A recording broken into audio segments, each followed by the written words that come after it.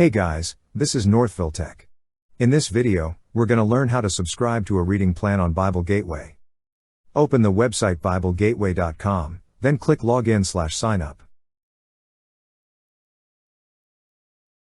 Now, log in with your email and password. Once you're logged in, you will see several tabs on the left side of the screen. Click on Read the Bible. Under Read the Bible, you will see an option for reading plans. Click on Reading Plans.